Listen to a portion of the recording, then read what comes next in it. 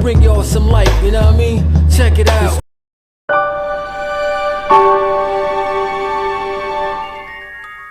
Never, never die.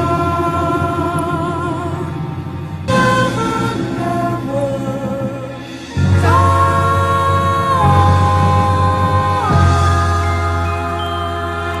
Through all the hardships, we live. From the labor that we suffered down in Egypt, we live. To that day that they ordered us on slave ships. When they invaded borders and they burned our homeland down to ashes. Through the pain and the struggle, we live. When they placed iron shackles on our wrists, we live. And they traded wine and shekels for our kids, we live. Through it all, blood, sweat, and tears, year after year, we still live.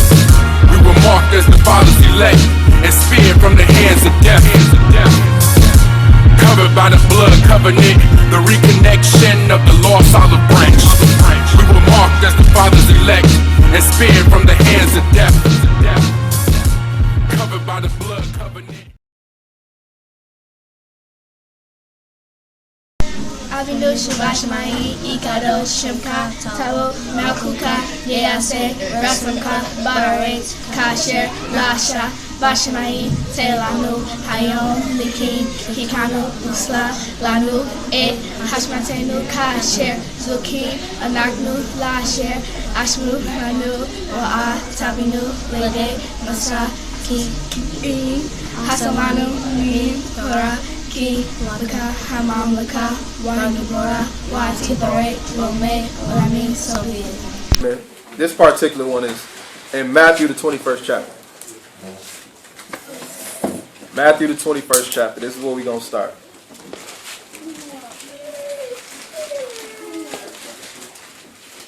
Matthew the 21st chapter.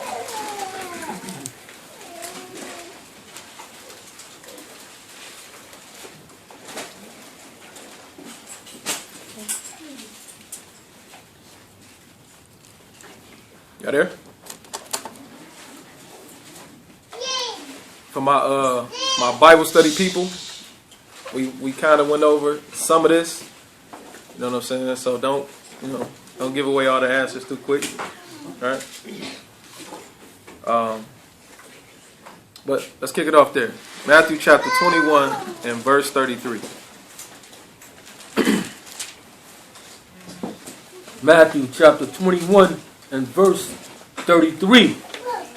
Here another parable.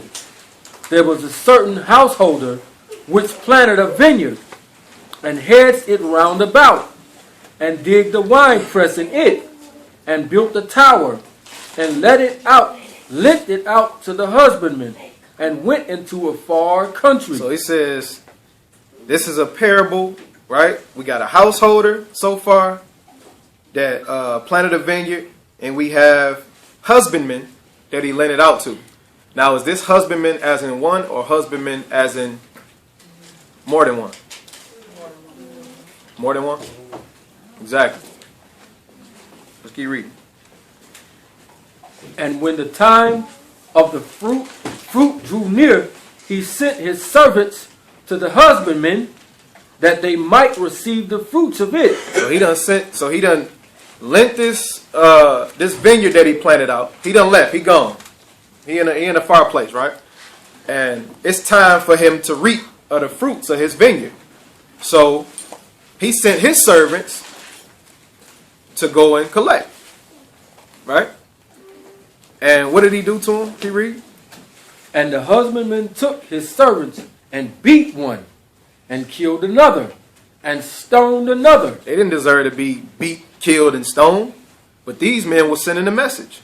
You lent it out to us, but we taking it over. This is ours. Right?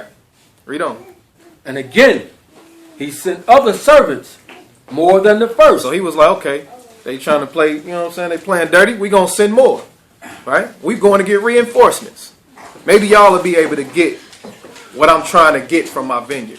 Remember, he leasing this vineyard to them. They can reap from the vineyard. There's no reason for them to take over. You know what I'm saying? I done made you a part of this. Right? Y'all done seen drug dealer movies. It's kind of not a good comparison. You know what I'm saying? But you got somebody that's a worker and decides that they want to be bigger than the boss, so they got to take out the boss. Right? Go ahead. And again he sent other servants more than the first, and they did unto them likewise. So they done did it again. No matter how many you send, we gonna tear them down every time, right? Read on.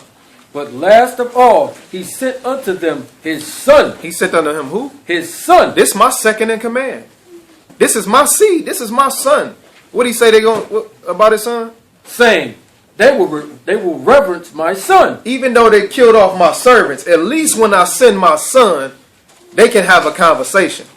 I'm sending my son by himself. I ain't sending him with nobody. You know what I'm saying? What we got going on? What's going on? What did they do to his son? But when the husbandmen saw the son, they said among themselves, this is the heir. They said what? This is the heir. They already plotting. Read. Come, let us kill him, and let us seize on his inheritance. We gonna kill the son, and we taking all this. You know what I'm saying? Because if, let's just say, if they would have just killed the householder, right? It would have been a son left to receive the stuff. You know what I'm saying? So if they get the son, we grabbing their inheritance. This stuff is ours now, right? Read.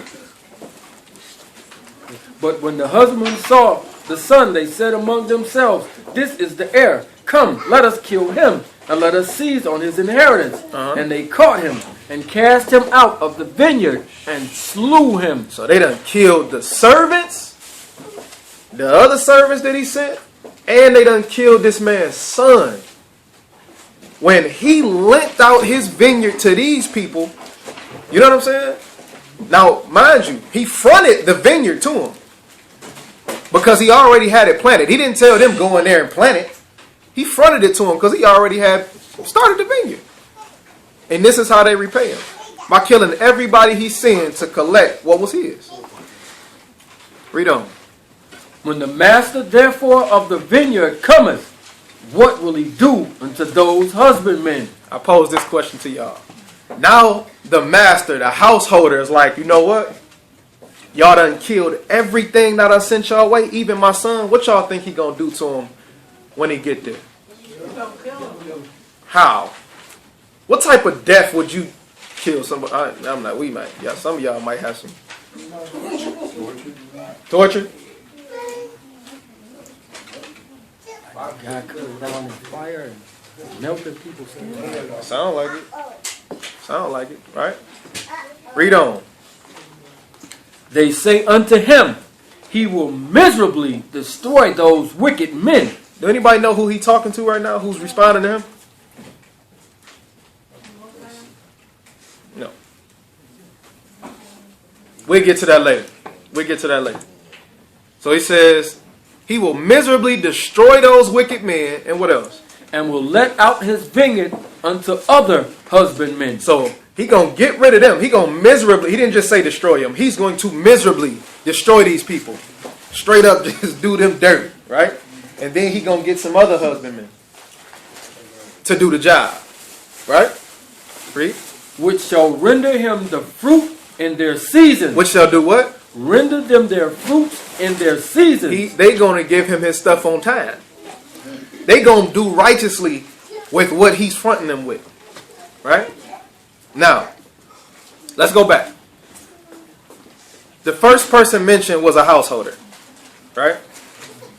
Can somebody look up that in the Strongs what this householder is in this Matthew 21:33?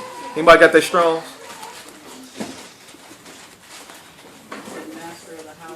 Master of the house. Master of the house, good man, or the head of the family. Right? Keep that in mind. What is the definition of the word husbandman in the Strongs for this verse?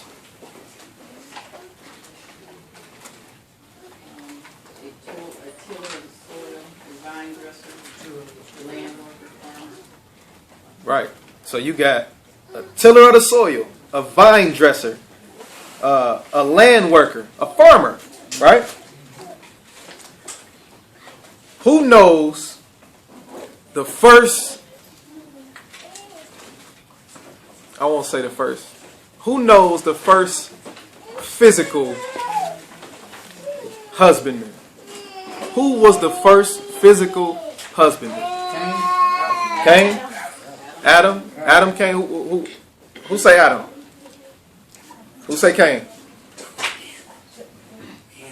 Men. Yeah, men. Adam. How so?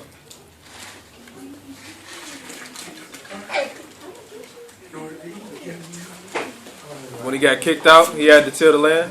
What if I say that's wrong?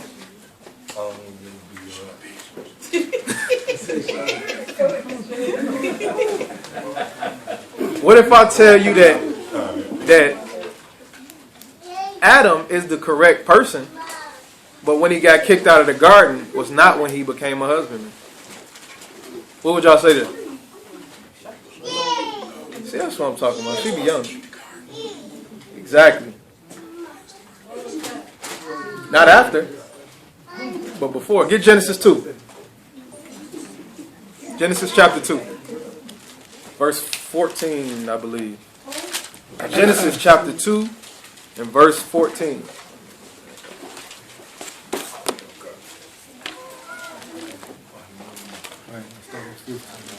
It is 15. All right, yeah, 15. Verse 15. Genesis 2 and 15. And Yahuwah power took the man and put him into the Garden of Eden to dress it. To do what? To dress it. What was one of the definitions of a husbandman? Vine dresser. A vine dresser. Right? Go ahead. And to keep it. And to do what? And to keep it. Right? Go ahead. And Yahuwah power commanded the man, saying, of every tree of the garden thou mayest freely eat, but of the tree of knowledge of good and evil thou shalt not eat of it. So he was a husbandman that also got lent a garden. It was already there. The Most High planted it before he put him there. Right? But yeah, this is the first example of a husbandman. Right? Let's go back. Matthew chapter 21.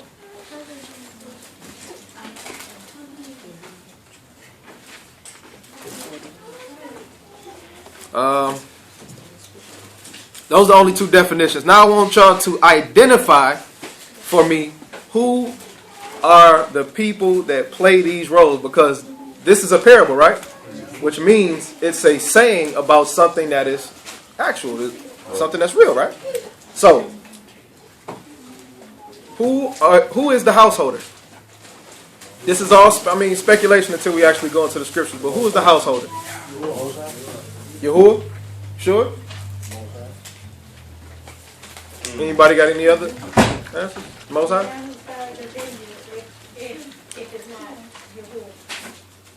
Okay, the Most High. I'll go with that. For now, until we check it out. I don't know. Who is the servants that he sent?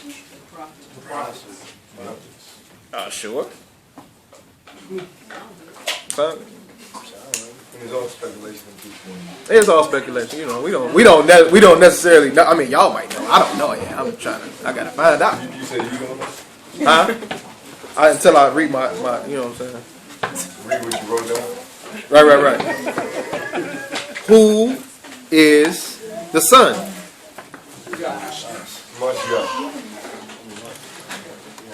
Mashiach? I'm Mashiach. Okay. Y'all sure? That's why I'm sticking with it. Okay. Who is the first set of husbandmen? It's two sets of husbandmen. You got the husbandmen that's going to come and get it after, and you got the husbandmen that were there before. What do you say, Hop? I was thinking of the early Israelites, maybe. Early Israelites? So just Israel in general? Okay. He said men. Men? Okay. What say you? What men? Repeat the question. Just any. Who were the first set of husbandmen? Who were the ones who got lent the land? Men? We got lent the land. Israel. Israel. Okay. What say you? Children of Israel? Okay. So we got the Most High as the householder. The first set of husbandmen. We say men and Israel. You say Israel? No, I said men and Israel. We got, two answers. We got for the servants, the prophets. For the son, we got Mashiach. So who are the second group of husbands? Israel? Israel? The remnant. The remnant? Yep. Yeah. All right. I mean, well, These are not trick questions. let's see. Okay.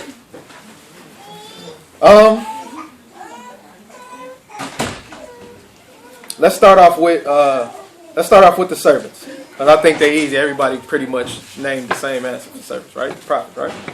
Let's get 2 Kings chapter 17.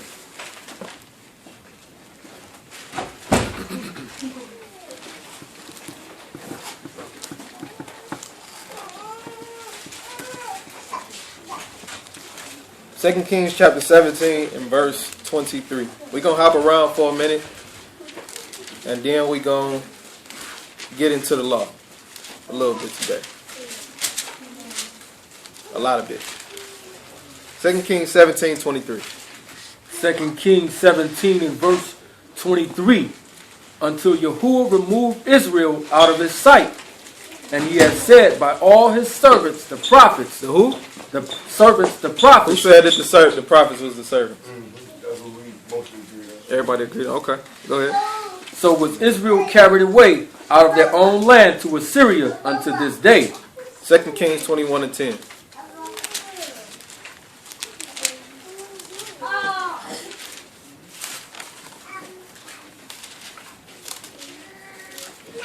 Second Kings chapter 21 and verse 10. And Yahuwah spake by his servants the prophets, saying, because Manasseh, king of Judah, We good on there. Just that 10th verse. So he continued to call his servants the prophets, right? Pretty much an easy one, right? Jeremiah 7:25.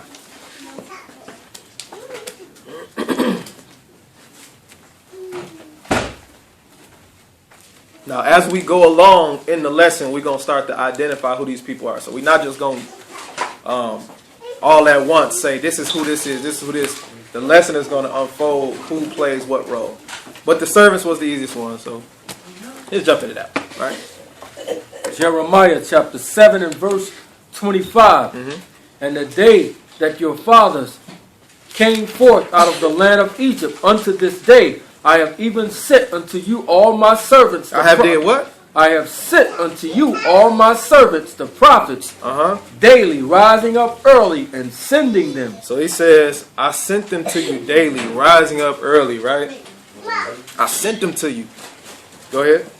Yet they hearken not unto me.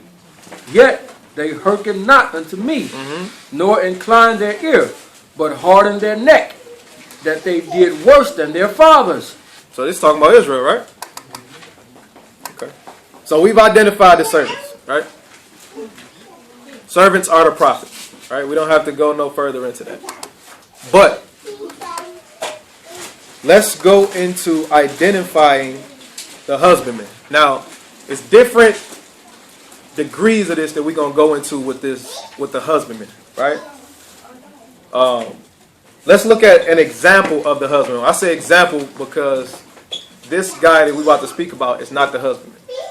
But he is a husbandman. Y'all get what I'm saying? We're going to look into an example of a husbandman so we can set the stage for who the husbandmen actually are. Right? What you say? Let's get Genesis chapter 1. Get an example of a husbandman. Genesis chapter 1 and verse 9.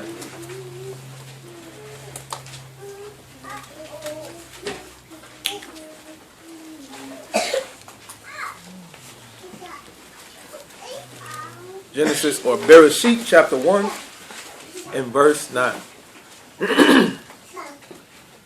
Genesis, you said chapter verse 1, that means chapter 1 and verse 9? Yep.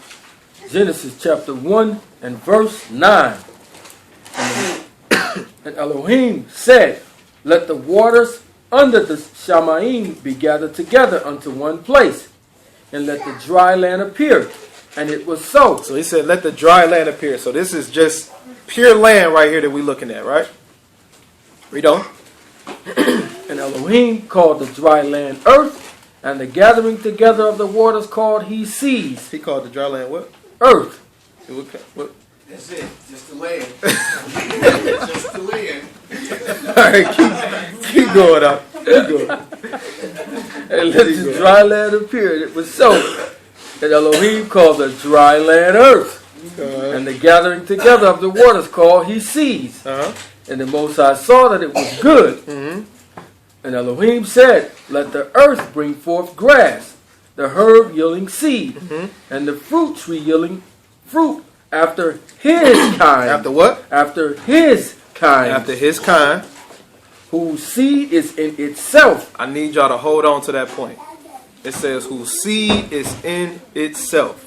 So when he planted this, or when he had these things grow out, we see that this is a husband, right? Because he's planting a quote-unquote vineyard, right? He's planting herbs, trees, all of these things, right?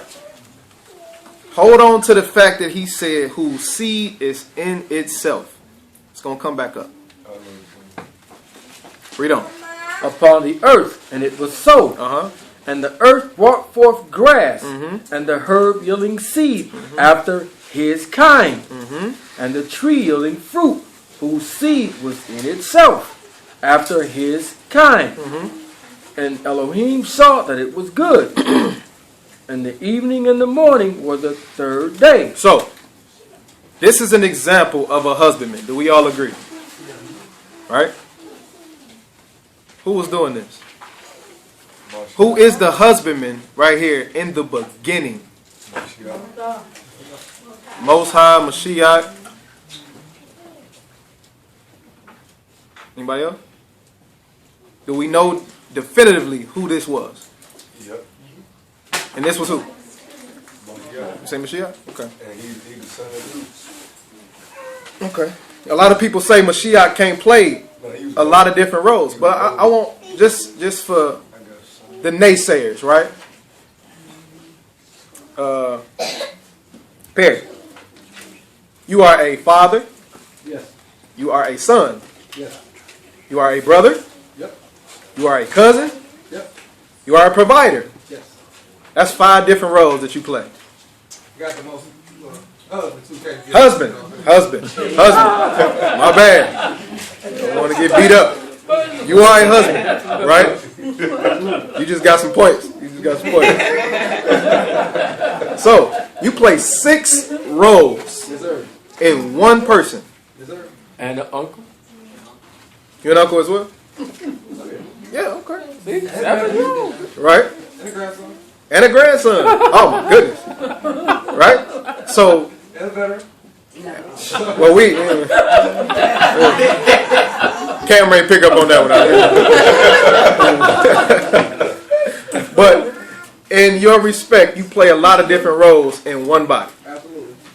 How then do we negate Mashiach from doing the same thing when he came before us all? It's just for those people who say that he can't be this and this and this and this and this and this and this. He play a lot of roles. One entity, but he plays a lot of roles. Just had to throw that out there. But let's go to John 1:1. It's elementary for some of y'all, but let's just lay a little foundation right quick. John 1:1. So we see who was the husbandman in the beginning.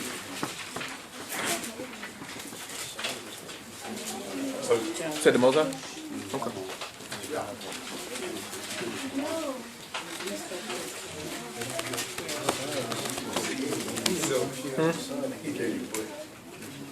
I don't know. I'm trying to figure out. Trying to let it unfold. You know what I'm saying? I'm trying to change up.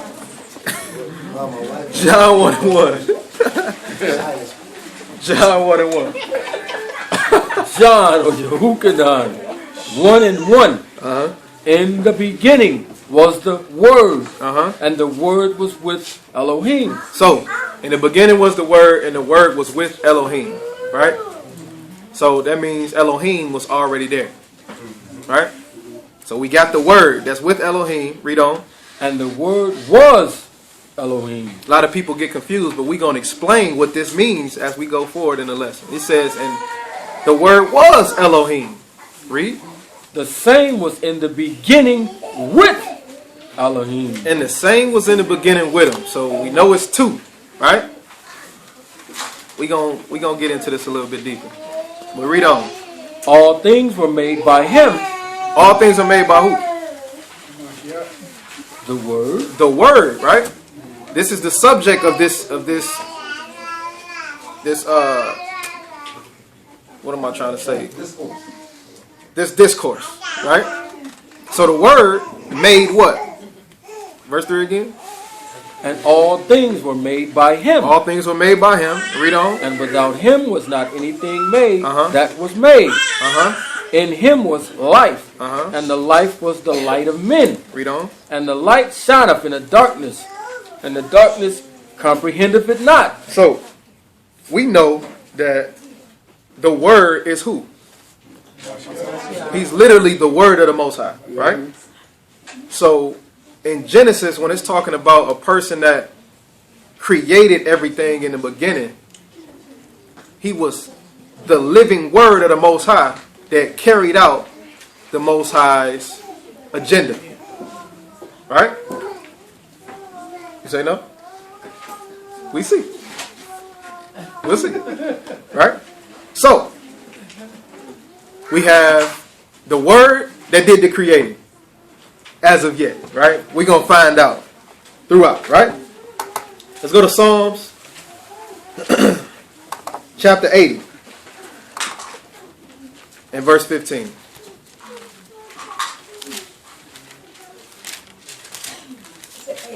$80. Maybe he wasn't the one.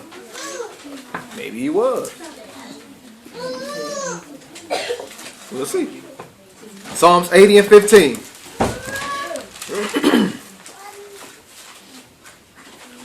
Psalms chapter 80 and verse 15. Uh-huh. And the vineyard which thy right hand hath planted. The what? The vineyard which thy right hand hath planted. So it says the vineyard that your right hand hath planted. Who was he speaking to? He was speaking to the Most High about Mashiach, right? It says, and the vineyard that your right hand hath planted. Read. And the branch that thou madest strong for thyself. That you made strong for yourself, right? So his right hand planted the vineyard and was the branch. Yeah, man. Let's keep moving. Let's go to John chapter 15. A lot of people say that this book has contradictories in it, right? Let's see. Because remember, Mashiach is the husbandman that we're speaking about in Genesis, right? So if he's the husbandman, then why would he say what he's about to say in John 15 and 1? John chapter 15 and verse 1. I am the true vine, and my Father is the husbandman. Uh-oh. Dun, dun, dun. Maybe my ark is right. Right? It says that his father is the husbandman. And he's the vine.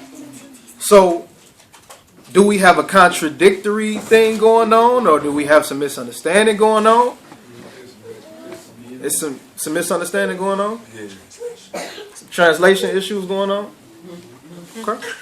So, we have the father who Mashiach plainly said is a husbandman. And we have Mashiach, who the scriptures pointed out, planted the vineyard, which will make him a husbandman as well. Something got to give. Or, let's go back to Matthew chapter 23. Okay, go ahead. Well, go ahead. The husbandman is the Most High. I didn't say anything. That's what the book said. Mashiach said that the father is the husband. And that the vine is the... And he's the vine. Right? But we look in Psalms and it says, your right hand planted this vineyard, which will make him a husbandman, right? So we got two husbandmen, right? Let's go back to Matthew 21. Let's see if we can get a little clarity on some things, right? Matthew 21. We're going to explain the whole thing. But let's just look at this example in this parable. Matthew 21:33. Matthew chapter 21 and verse 33. They say unto him, Master, that our eyes may be open. 21:33. Oh, my bad. 21:33. I'm in the wrong one. Here another parable.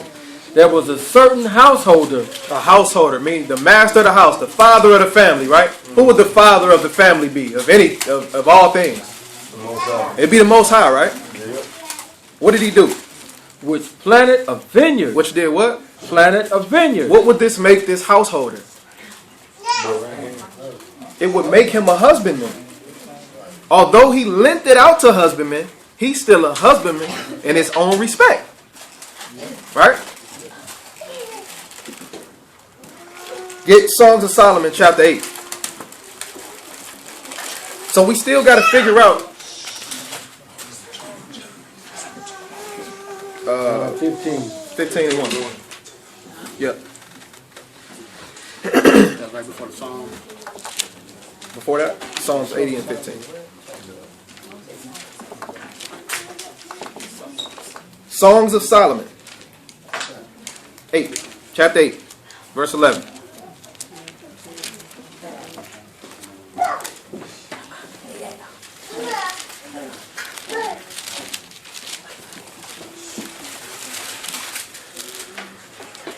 Songs of Solomon, chapter 8,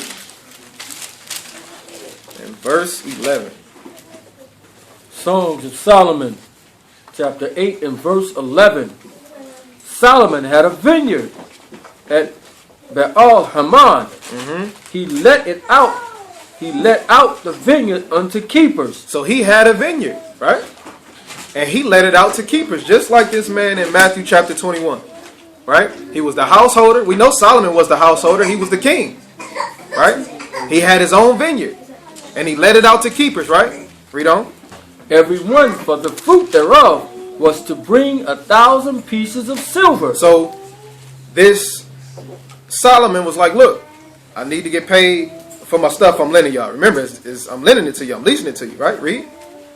My vineyard, which is mine. It's still his vineyard. Solomon is the householder. It's still his vineyard. But part ownership goes to who? At the time. The keepers. Right? Read on. My vineyard, which is mine, is before me. Thou, O Solomon, must have 1,000, and those that keep the fruit thereof 200. Now, let's go to Genesis chapter 9 and verse 20. Now remember, we still got two husbandmen, one being the father, one being the son. Right? Mashiach told us that the father is the husbandman and he is the true vine. It's the reason why he say that. Genesis chapter 9 and verse 20. Genesis chapter 9 and verse 20. And Noah began to be an husbandman. And he planted a vineyard. And he drank of the wine and was drunken. And he was uncovered within his tent. So Noah began to be a husbandman when he planted his own vineyard. Right? So we see how this is working. A husbandman is somebody who plants a vineyard. In order to plant a vineyard, what do you have to plant? A seed. Right? Now, Noah, for all intents and purposes, right? He's the father of the quote-unquote earth at this time. There's nobody else but him. He's the supreme. He's the superior. Right? And he had a vineyard. Noah had all of this land, right? But what did he do with his sons? Parted them out. Right? Here, you get this, you get this, you get this. Right? So now, when they get their land, what do they do in their land? Same thing. They become husbandmen. Right? So, if we got the father that's a husbandman, and the son that's a husbandman, there has to be a way for the father to have planted something first, and then his son to have carried it out. Y'all agree? Let's go back to John 1:1.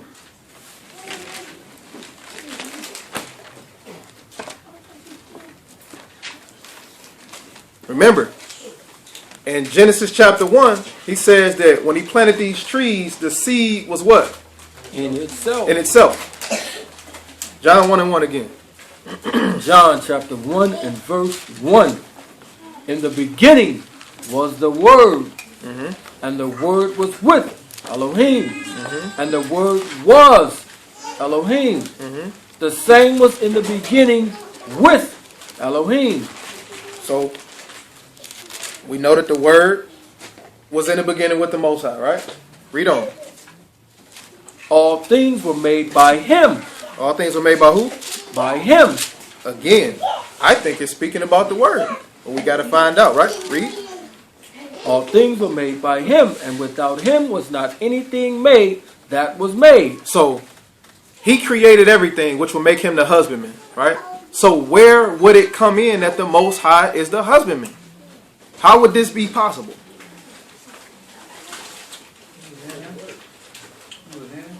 He was in him? Luke 8 and 11.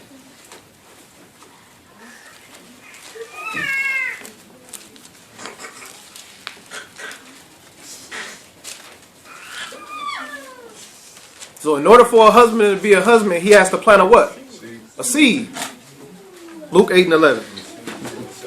Luke chapter 8 and verse 11. Now the parable is this. The seed is the word of Yah. So what did the Most High plant? He planted his son. He planted his son. When we got in the beginning, we got the Most High, which is light, right? Same thing he protecting us from. What did he bring out from himself? His son, which would also be what? His seed. He said that he sent me into where? He sent me into the earth, into a place where there was nothing but darkness. Y'all think he was that light that was there before the sun? Of course. And then things started to be created. Right? Let's look even further. 1 John chapter 3.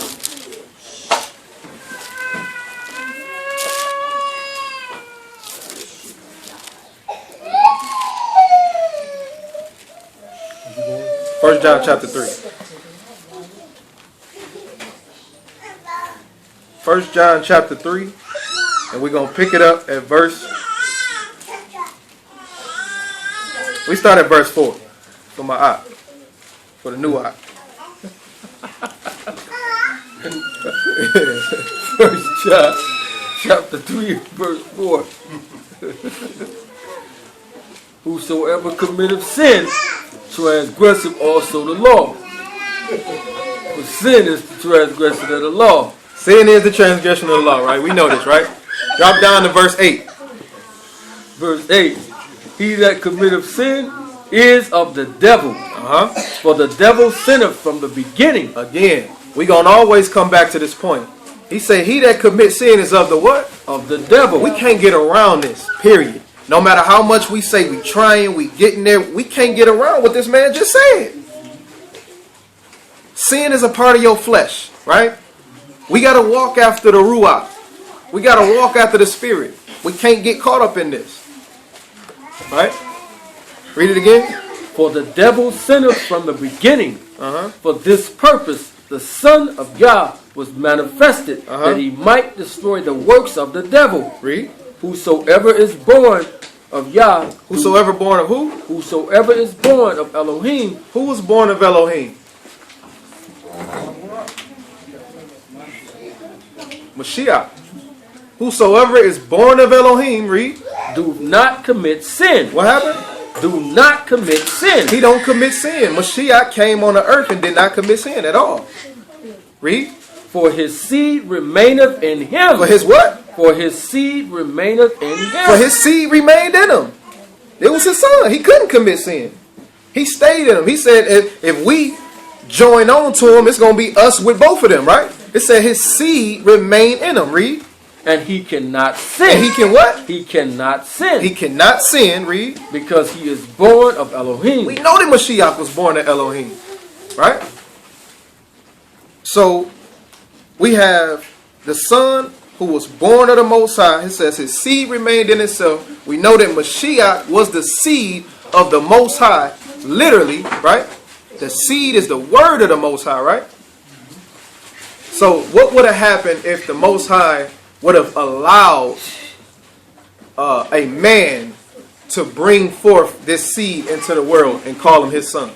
What would have happened if he would have did what? He would have sinned. Let's go back to Deuteronomy chapter 22. So he had to keep his seed to himself. I can't let no man, I can't get this to no man to carry out. I can't do it. Right? Deuteronomy chapter 22.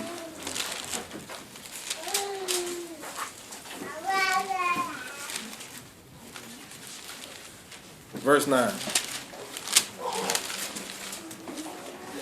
Deuteronomy chapter 22 and verse 9. Thou shalt not sow thy vineyard with diverse seeds. Wait a minute. Don't sow your vineyard with diverse seeds. If I'm going to sow my son into this world, guess what? Guess what ain't going to interfere? You're not gonna mix in with nobody. It ain't mixing with no man's seed at all. This one got to be mine. Read. Lest the fruit of thy seed which thou hast sown and the fruit of thy vineyard be defiled. If he would have mixed it up with a man, it would have got defiled. He would have committed sin. We know that. That's why you're born the way you were born. Absolutely. That's why he took on what he took on. That's how he was born the way he was born. Right? So, if the householder is Yah, who would the son have to be? Mashiach. Hey, that's an easy one, y'all. You know, stuck. Think it's a trick. What is he going to say? Even if they was talking about, I'm about to ask the question now. 1 second. Yeah, go ahead. Who do we supposed to follow? Should we follow Yah or Satan? Sure?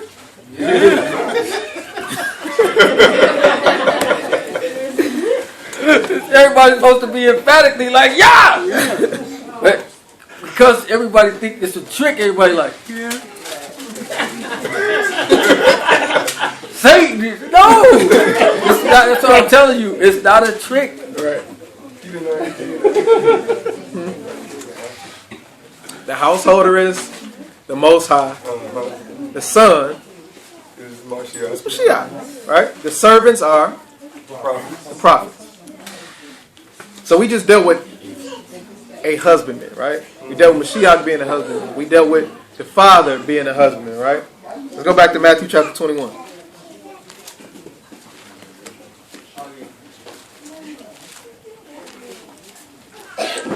Figured out which one was which yet? The husbandman? Figured out? Who? The husbandman.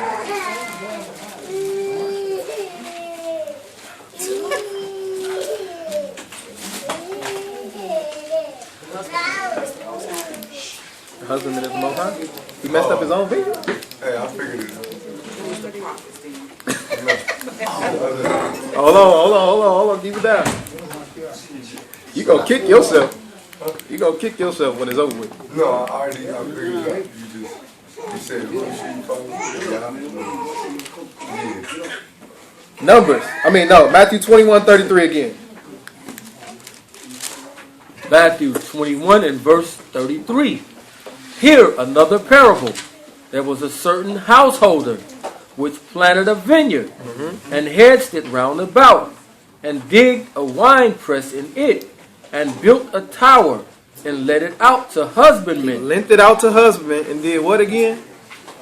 And went into a far country. And he left. So now we got to figure out who these husbandmen are. Right? We gotta see who these husbandmen are. It's important. It's important, right? We got mixed feelings on who these husbandmen were that he lent out this vineyard to, right? Let's get Numbers, the 16th chapter. Y'all not afraid to read the law, right? We're gonna be in this law for a nice little second. Y'all gotta peek this story. Numbers chapter 16 and verse 1. Numbers chapter 16 and verse 1.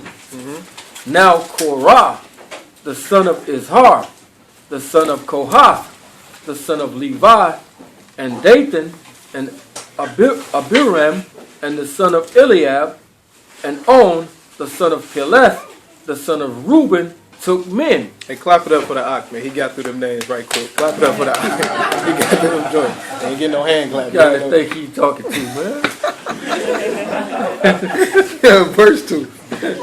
And they rose up before Moses and certain of the children of Israel, 250 princes of the assembly, famous in the congregation, men of renown. So now we got Korah and his clan of 250 men that rose up against Moses, which is the prophet at the time, right? This is the Most High's go-to guy, right? Read on. And he rose up with him, not just with regular men, but with famous men, right? People of renown, people that other people respect. So if I see, or not me personally, but if a normal person see all of your celebrity figures, all of your presidents, your congressmen, all of these people going after one person, what it's gonna look like? It's gonna look like that person evil. I don't care where you at, right? Y'all agree? They do it with the media today. If you got a bunch of, like they show all of these pictures of quote unquote African Americans and got them on TV as thugs and this and that make it easier for you to kill us. Because you already have this thing in your mind that we the bad guy. Right? Read on. Verse 3. And they gathered themselves together against Moses and against Aaron, which unto them ye take too much upon you, seeing all the congregation is Kodesh. Hold up, he said what? You take too much upon you, seeing all the congregation are Kodesh. All the congregation is Kodesh. We all good. You taking too much on. Right? This was like a boss move to get him out of power. Pretty much. Right? You need to go ahead and step aside, take a little less, let us handle this stuff. Let us do this. Right? Read on. Every one of them, and Yahuwah is among them. Wherefore then lift ye up yourselves above the congregation of Yahuwah. So he putting a claim on Moses. He like, look, man, the Most High is with them. He with these people. Why you lifting yourself up? Did Moses lift himself up in any shape or form? The book told us that he was the most meek man of all the earth. He didn't lift himself up. They throwing out a claim. Right? Huh? Bearing false witness, right? How many witnesses do you need to confirm this? How many did they have? 250. Right? This is like a no-brainer for everybody. Right? Read on. And when Moses heard it, he fell upon his face. And he spake unto Korah and unto all his company. So not only did he fall on his face before him, what is he showing him right now? Meekness. He's showing him meekness. Right? Read on. And he spake unto Korah and unto all his company, saying, even tomorrow Yahuwah will shoot who are his, and who is Kodesh. Because if everybody was Kodesh, there wouldn't be no need for Aaron at this time and his sons to sanctify the people. There would be no need for this if everybody was Kodesh. Right? So he said, the Most High gonna show you. I ain't gonna say nothing. The Most High gonna show you what's real. Right? Read. And will cause him to come near unto him, even him whom he hath chosen will he cause to come near unto him. This do, take you censers, Korah, and all his company, and put fire therein, and put incense in them before Yahuwah tomorrow. And it shall be that the man whom Yahuwah do choose, he shall be Kodesh. Ye take too much upon you, you sons of Levi. See how they come back with it, right? Go ahead. And Moses said unto Korah, Hear, I pray you, you sons of Levi, seemeth but a small thing unto you, that the power of Israel hath separated you from the congregation of Israel, to bring you near unto himself, to do the service of the tabernacle of Yahuwah, and to stand before the congregation to minister unto them. This ain't enough for y'all? Y'all want more? This ain't enough for y'all to already have this allotted to you. You know what I'm saying? Read on. And he hath brought thee near to him, and all thy brethren, the sons of Levi, with you, and to seek ye the priesthood also. You want to be a priest too? Remember, the sons of Levi were not priests. The sons of Aaron were priests. So he like, not only do y'all got this, but y'all want to be the priest too? It ain't good enough that he got you doing A, B, C, and D? Right? So if they overthrow Moses, get Moses out of the picture, anything goes. Moses is the direct link to the Most High. Right? Read. For which cause? So this shows that they wasn't satisfied with what they got. Right? They wanted it all. Sound like something we read? Read. For which cause both you and all your company are gathered together against Yahuwah, and what is Aaron that ye murmur against him? He said, y'all is coming together against the Most High. Aaron ain't nothing for you to speak on badly, for you to come against him. Y'all really coming against the Most High. He the one who set this thing up. Read. And Moses sent to Dathan and Abiram, the son of Eliab, which said, We will not come up. It is a small thing that thou hast brought us up out of the land that floweth with milk and honey, to kill us in the wilderness, except thou makest thyself altogether princes over us. So they like, look, man, you doing this on your own accord. You done brought us up here to kill us. Y'all just trying to be the man over us. Y'all didn't like that we was, you know what I'm saying, we were slaves in Egypt, so y'all felt like y'all wanted the power over us, right? Which was contrary. You just got saved from chattel slavery. But notice, they thought Egypt was the land of milk and honey. Absolutely. Absolutely. Right. Stupid. Read on. Moreover, thou hast not brought us into a land that floweth with milk and honey, or given us inheritance of fields and vineyards. Wilt thou put out the eyes of these men? We will not come up. And Moses was very wroth, and said unto Yahuwah, Respect not thou their offering. I have not taken one donkey from them, neither have I hurt one of them. He like, don't respect their offering. Whatever they try to give you, don't take it. I ain't took nothing from it. Don't take it. Right? Read. And Moses said unto Korah, Be thou all thy company before Yahuwah, thou and they and Aaron, tomorrow. We gonna see who the Most High gonna choose. All y'all come, all you and all your 250, and Aaron gonna be out here. Y'all all come tomorrow. Y'all don't want to come up? Y'all come tomorrow. We'll see what's up. Read. And Moses said unto Korah, Be thou and all thy company before Yahuwah, thou and they and Aaron tomorrow, and take every man his censer, and put incense in them, and bring ye therefore Yahuwah every man his censer, 250 censers, thou also and Aaron, each of you his censer. Verse 19. And Korah gathered all the congregation against them unto the door of the tabernacle of the congregation, and the esteem of Yahuwah appeared unto all congregations. So the esteem of the Most High came down to show everybody, look, this ain't no game. You know what I'm saying? You got to imagine all of these people on one side, and you got Moses and Aaron on this side, and all of a sudden the esteem or this glorious figure of the Most High, right, come out of the woodwork, right? If you was on Korah's side at the time and you saw this, what would you do? I got to go, right? This ain't no game no more. You realize they selling wolf tickets. I don't care how many of y'all it is. That's him. Right? Read on. And Yahuwah spake unto Moses, unto Aaron, saying, separate yourselves from among this congregation, that I may consume them in a moment. I'm about to kill them all. I need y'all to dip. I'm about to kill them all. Same thing when he was on the mount. Get out of my way. I'm about to go kill them all. We see the Most High had a short temper. Because y'all playing me. I just saved y'all. Y'all playing me. Right? Read. And they fell upon their faces and said, O Elohim of the spirits of all flesh, shall one man sin, and wilt thou be wroth with all the congregation? And Yahuwah spake unto Moses, saying... So they done fell on their face and they pleading for the people. This Moses, however many times he done came to the Most High like, look, man, don't do it.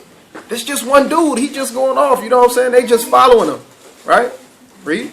Speak unto the congregation, saying, get you up from about the tabernacle of Korah, Dathan, and Abiram. And Moses rose up and went unto Dathan, Abiram, and the elders of Israel followed him. So he told them, look, all right, I ain't gonna kill everybody, but go and tell everybody to leave from these men's houses. Get away from these dudes, because you can't save them. You can't save them. So he told them, hey, y'all get away from these dudes, you can't save them. It's going to be the same thing when he cracked them clouds this time. Y'all feel what I'm saying?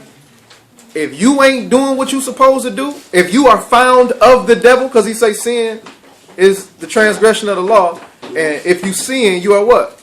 Of the devil. If you're found of the devil, it ain't no way that he can bridge the gap. He trying to bridge the gap now. We got to take heed to what he trying to do. Right? Read on. And he spake unto the congregation, saying, depart, I pray you, from the tents of these wicked men, and touch nothing of theirs, lest you be consumed in all their sins. So they got up from the tabernacle of Korah, Dathan, and Abiram, to every side, and Dathan and Abiram came out and stood in the door of their tents, and their wives, and their sons, and their little children. And Moses said, hereby ye shall know that Yahuwah hath sent me to do all these works, for I have not done them of mine own mind. Y'all think I just came to bring y'all over here just to be ruler over y'all? This ain't got nothing to do with me. This is what the Most High told me to do. But you gonna see, right? Read on. If these men die the common death of all men, or if they be visited after the visitation of all men, then Yahuwah have not sent me. He said if they die a common death, if they die like anybody else done died, I ain't sent. Which means this was about to be something new in the earth, right? Now this has to be something extreme for him to hold on to. You know what I'm saying? And he telling this to all of the people who done got up away from him. Right? Read. But if Yahuwah make a new thing, and the earth open her mouth, and swallow them up, and with all that appertain unto them, and they go down quick into the pit, they shall understand that these men have provoked Yahuwah. And it came to pass, as he had made an end of speaking all the... Now, he says that they was going to be dropped in the pit, and the people that was on the outside was going to be able to see that they provoked the Most High, right? Now, did Korah think he was provoking the Most High by coming at Moses? No. By coming at Aaron? Dathan? None of them, right? The sad thing is, if you come against his anointed, you are coming against him. The sad thing is, a lot of people ain't going to find out until they getting consumed. You know what I'm saying? Stay on your P's and Q's. When we coming out saying, hey, read the law, read the book, we got to know what's going on. We got to know, hey, we can do this, we can't do this. We can say this, we can't say this, we can go here, we can't go here. We got to be able to find this stuff out and know it for ourselves. You know what I'm saying? A lot of people try to go through and dissect the book. We was just talking about a lot of people go through and try to dissect the book and try to figure out the deep stuff in the book. Man, just read the law for what it is. Understand it first and that other stuff will come. You know what I'm saying? Because if you don't know it, you know what I'm saying? Read on. Verse 31, and it came to pass, as he had made an end of speaking all these words, that the ground clave asunder that was under them. So they got swallowed in a pit. Right? As soon as he got done talking. That's fast, right? Same thing gonna happen at the end. This ain't gonna be nothing. He be like, oh man. Oh, he coming over here. Let me go ahead and get myself together. Let me get baptized right quick. Hey, you giving out baptisms? It ain't gonna be like that. That thing gonna be like that. You know what I'm saying? It ain't gonna be, oh man, shoot, man. He in Argentina right now. We got how much time we got? We in Detroit. How much time we got? It says 8-hour flight. But you can see it in Argentina and Detroit, right? But that's the thing. We don't know when this stuff can happen like that. Read on. And the earth opened her mouth and swallowed them up, and their houses, and all the men that appertained unto Korah, and all their goods. They and all that appertained to them went down alive into the pit, and the earth closed upon them, and they perished from among the congregation. Mashiach said something like, let them alone. They be blind leaders of the blind, and they shall all fall into a ditch. This is what he was talking about. Right? Read on. And all Israel that were round about them fled at the cry of them, for they said, lest the earth swallow us up also. We got to get up out of here, right? Verse 41. Now, everybody done seen all of this stuff happen. They done seen the esteem of the Most High hover over. They done seen the ground open up. The people get swallowed in the ground. And these people come back and say this garbage. Verse 41. But on the morrow, all the congregation of the children of Israel complained against Moses and against Aaron, saying, you have killed the people of Yahuwah. Are you kidding me? Are you kidding me? How many of y'all would have said that same thing? Not me. Well, okay. But that's crazy. You would? That was an example. I was just telling y'all to raise your hand. I would have not. Right? But these people came wrong again. So how pissed do you think the Most High going to be that they saying that they just killed the men of the Most High? Like, I just did all that and y'all still? Okay. Read on. And it came to pass, when the congregation was gathered against Moses and against Aaron, They ain't learned nothing from yesterday. that they looked toward the tabernacle of the congregation, and behold, the cloud covered it, and the esteem of Yahuwah appeared. And he came again. Right?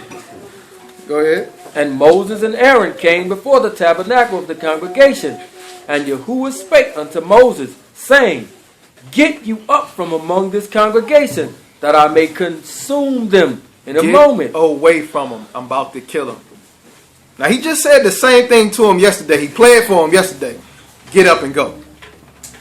Ain't no saving. Get up and go. Right? Read. And they fell upon their faces. And Moses and Aaron take a censer and put fire therein from off the altar, and put on incense, and go quickly unto the congregation and make an atonement for them. So they had to make an atonement right quick. You know what I'm saying? They couldn't just plead with the Most High. They had to give him something. You know what I'm saying? It ain't just your word this time. You got to give me something in order for me to not come at them like this. Because he about to kill everybody. Read on. For there is wrath going out from Yahuwah. The plague is begun. The plague is begun. What is this plague? a mirror of what's going to happen at the end. What's this plague? When he says that he's about to consume somebody, what is he doing? Fire. Right? Read on. And Aaron took as Moses commanded and ran into the midst of the congregation. He did what? He ran into the midst of the congregation. He ran into the middle of the battlefield and did what? And behold, the plague was begun among the people. And he put on incense and made an atonement for the people. What did he use to make an atonement? Himself. Read on.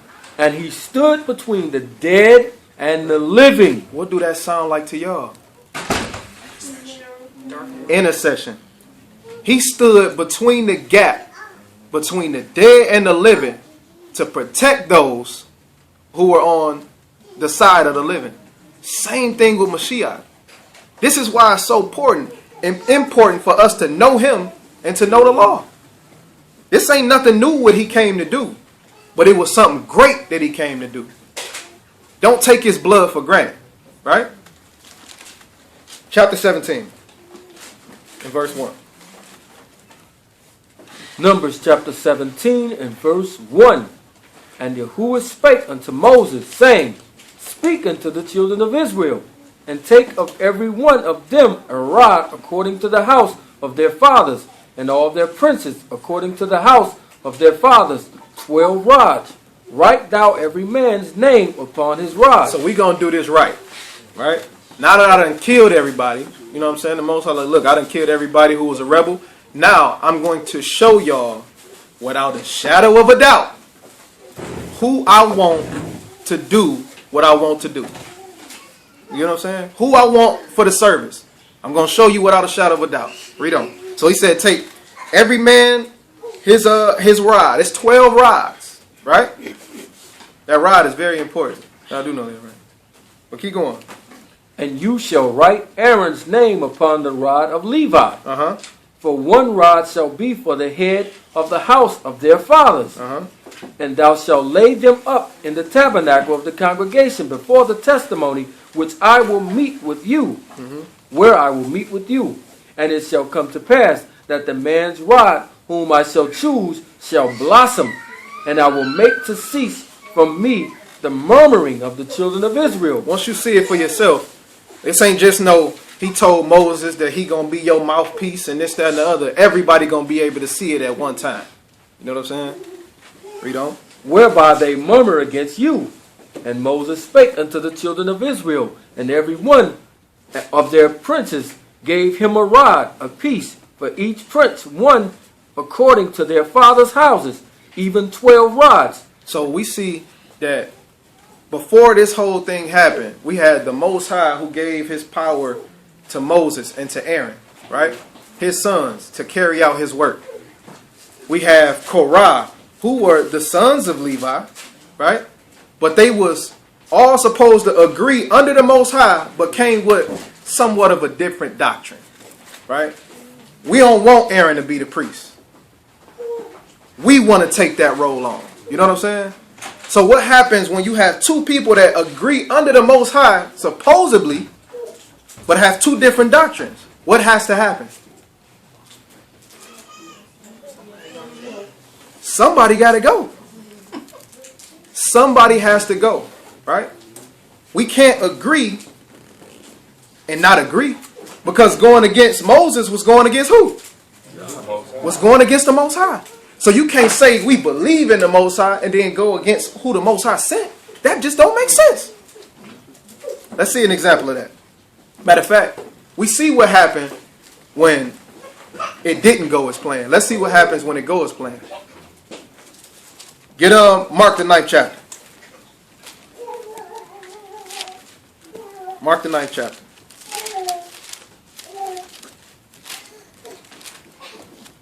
When you come in with the same doctrine, the same spirit, in agreement on the major things, right? Well, everything in the word is major, right? But let's see. Get Mark the 9th chapter and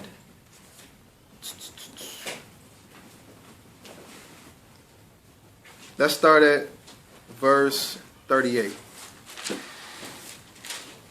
Mark 9 and 38. And John answered him, saying, Master, we saw one casting out devils in thy name. He said, we saw somebody casting out devils in your name, right? Now, this is a person that is not rolling with them. He said, I saw somebody casting out devils in your name, right? Read. And he followed not us. Uh-huh. And we forbade him, because he followed not us. We told him, hey, man, you can't be doing what you're doing because you ain't rolling with us. Now, do anybody know what's really going on right here? Say pride? Pride. A little bit of pride. But why though? Two different doctrines. Because they were actually walking with Mashiach and thought they was better than just what I was thinking. Thought they was better than what somebody else, because you don't have first-hand knowledge like I do. I'm in the circle. You know what I'm saying? True. It's a little deeper. What you say? Yes, it does. You said jealousy? Why jealousy? I guess jealous that the powers of their Mashiach wasn't as powerful as others. No, not quite. He was on for a minute.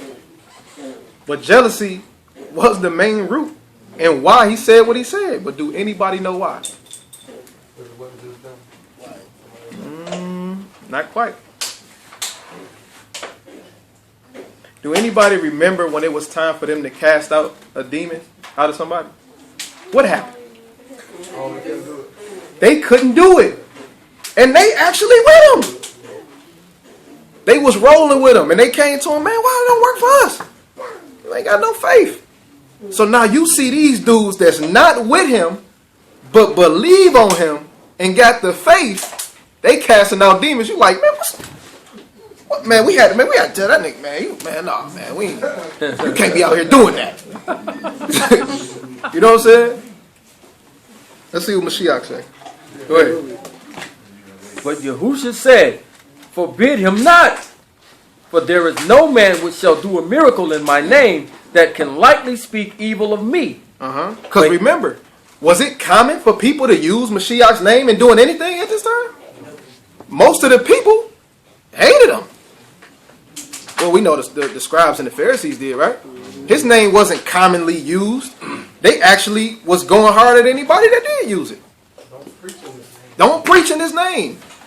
So when these men is on the scene actually got the faith and they casting out devils, they mad. But Mashiach said, don't forbid them, right? Verse 40. For he that is not against us is on our part. If he ain't against us, he with us. Right? He ain't coming to tell you something different than what I'm doing. He ain't out here trying to spoil the people. He rolling with us. Right? That's the problem with when it comes to different Israelite camps, communities, groups. Right? Sometimes we can't be under the same umbrella because a lot of things that what brothers teach go against the Father, go against the Son, right? But seeing that Mashiach told them this, what do we have to go to see where he got this from? Something this small could be in the law? Sure. Yeah, we sure. Where?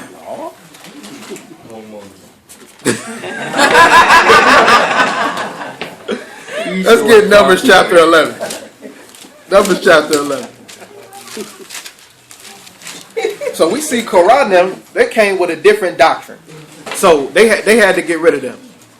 But when you under the same umbrella of the Father and the Son, in unison with the Father and the Son, I don't have to go and check up on what you're doing. I ain't got to say, oh, you doing this, you doing that. Because I don't have to worry about you. If Quab and B shoot out to I don't know, Florida and B go to Argentina, right? I don't have to say, man, what they over there preaching, man. They don't have to say, man, what you have over there? Because we coming under the same doctrine. You know what I'm saying? Numbers chapter 11 and verse 25. Numbers 11 and verse 25. And Yahuwah came down in a cloud, and spake unto him, and took of the spirit that was upon him, and gave it unto the 70 elders. So he came down and gave the Ruach to the 70 elders that was with Moses. Anybody know that Mashiach had 70 elders with him as well? Or 70 people with him?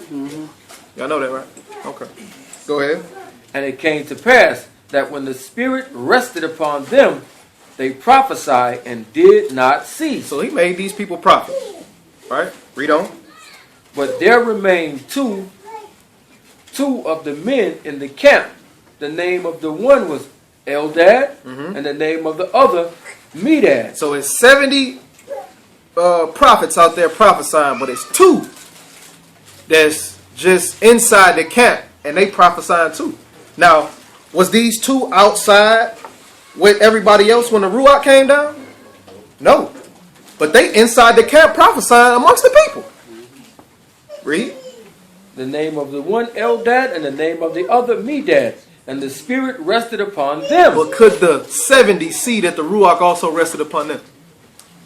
No. They didn't care. Right? Read. And they were of them that were written, but went not out unto the tabernacle. And they prophesied in the camp. And there ran a young man and told Moses and said, Eldad and Medad do prophesy in the camp. They prophesying in the camp, man. The Ruach rested on us out here. Why they in there prophesying? Read. And Joshua, the son of Nun, the servant of Moses, one of his young men, answered and said, My master Moses, forbid them. Man, forbid them. Tell them they can't be in there doing that. They wasn't out here with us. They wasn't with us shooting in the gym. Right? Tell them they can't do that. What'd he say? And Moses said unto him, Enviest thou for my sake? You envying for my sake? What's the point of that? Right? Read. Would the Most High that all Yahuwah's people were prophets? Wouldn't the Most High want all of his people to be prophets? Wouldn't he want the Ruach to rest upon us all? Wouldn't he want to be able to speak directly to us all? Why is you mad that they in there doing the same thing that we out here doing? Read. And that Yahuwah would put his spirit upon them. And Moses got him into the camp, he and the elders of Israel. So he brought these people in. Hey man, don't worry about them. They good. He basically gave the same blessing that Mashiach gave. If they with us, they ain't against us. If they ain't against us, they with us. Right? But in the case of Korah, we see it was something different. Let's go back to number 17. 17 in verse 7. Numbers chapter 17 and verse 7. And Moses laid up his rod before Yahuwah in the tabernacle of witness. And it came to pass that on the morrow Moses went into the tabernacle of the witness. And behold, the rod of Aaron for the house of Levi was budded. So his rod had budded, right? Now, this is the Most High showing this is different than everybody else's rod. It was rods for all of the tribes. It's different from everybody else. This is who I chose. I chose Aaron and the sons of Levi. Do we have a problem? Right? Read on. And Aaron's house of Levi was budded, and brought forth buds, and bloomed, and blossoms, and yielded almonds. And Moses brought out all the rods from before Yahuwah unto all the children of Israel, and they looked, and took every man his rod. And Yahuwah said unto Moses, Bring Aaron's rod again before the testimony, to be kept for a token against the rebels. So y'all ain't gonna never forget that this is who I chose. Because what did he have Moses do with Aaron's rod? But he had him put his name on it. Right? Don't ever forget that this is who I sent. Read on. And you shall quite take away every murmuring from me, that they die not. And Moses did so. Okay, so now we got Aaron and his sons chosen to do the service of the house, right? to do the service of the tabernacle. 18 and verse 1. Numbers chapter 18 and verse 1. And Yahuwah said unto Aaron, Thou and thy sons and thy father's house with thee shall bear the iniquity of the sanctuary. He told them that y'all gonna bear the iniquity of the sanctuary. This stuff is on y'all. My sanctuary I'm putting in your hands. Read. And thou and thy sons with thee shall bear the iniquity of your priesthood. Of whose priesthood? Of your priesthood. Did he say my priesthood? Your priesthood. Now he told, well, when we look at this parable in Matthew 21, he said that he did what to this vineyard? Lent it out. He lent it out. Now for him to say that this was your priesthood, this had to let us know that this wasn't something that was going to continuously stand. This was for the time. Revelations 13 and 8. That boy going to Rebbe.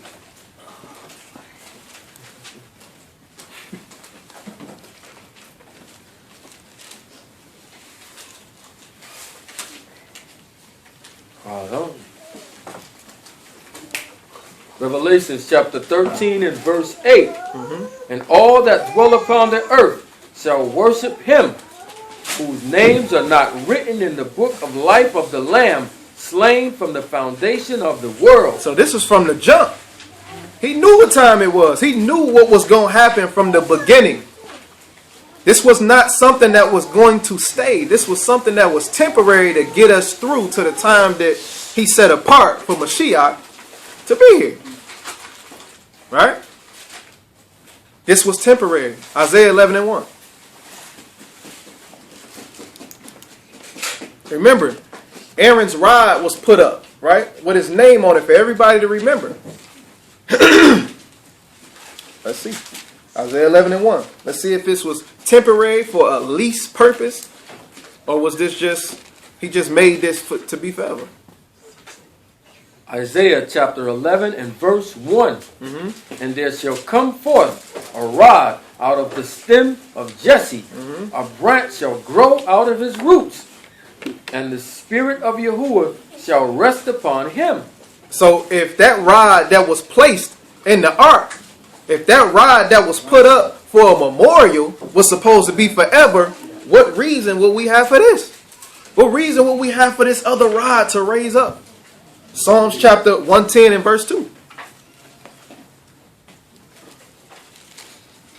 We had to know that this thing that he put Aaron and the Levites in charge of was only temporary. Well, we know that now. This was only temporary. Psalms chapter 110 and verse 2. Yahuwah shall send the rod of thy strength out of Zion. Rule thou in the midst of thine enemies. He said he gonna send the rod out of where? Send the rod out of his strength out of Zion. Where were they at when this rod got put up? When Aaron's rod got put up? In the wilderness. So what he telling us right here in the book of Telahim or Psalms was that this was going to be a different spot that his rod was going to come from. Ezekiel chapter 20 and verse 37.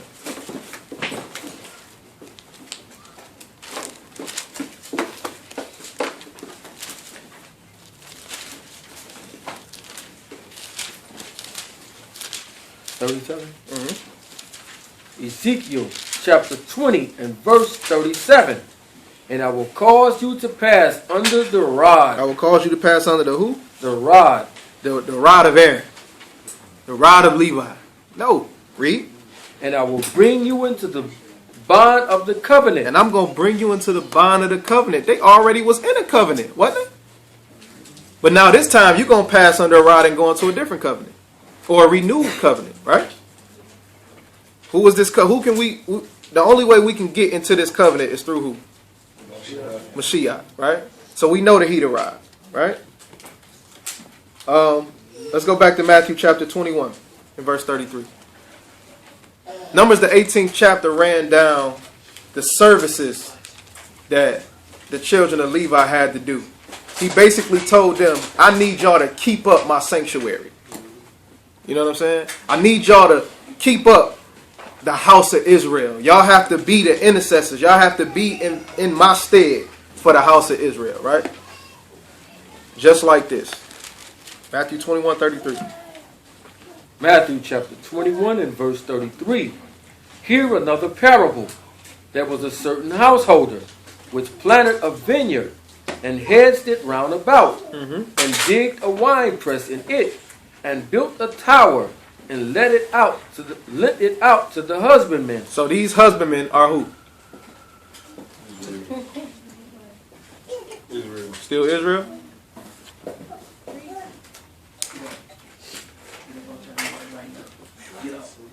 The Levites. The Levites. I always say you're going to be kicking yourself. You said that first. Oh, yeah. Right? Let's get Hebrews chapter 7.